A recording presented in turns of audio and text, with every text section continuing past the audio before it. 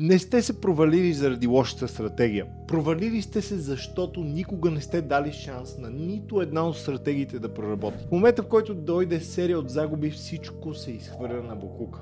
Нова методология, нови индикатори, нови правила. В моето време беше някоя нова система, която се подхвърляше из залата, или лектор на семинар с нова методология, която щеше да промени всичко. Или пък бюлетин с модел, който някой друг не е открил. Различна опаковка, същият капан. Това унищожава трейдерите, откакто съществуват пазарите. Стратегията е само половината от вашето предимство. Другата половина е интуицията, изградена вътре в нея, която идва само след хиляди часове работи над графиките. Всеки път, когато напускате кораба, вие не губите само стратегията. Губите всичко, което тихо е било изградено около нея. Връщате се напълно на нулата. Посветете се на една система. Научете всеки нейн ъгъл. Предимството, което търсите, вече е там.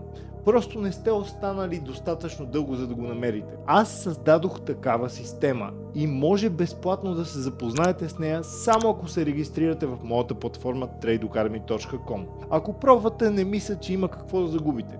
Всичко е във вашите ръце.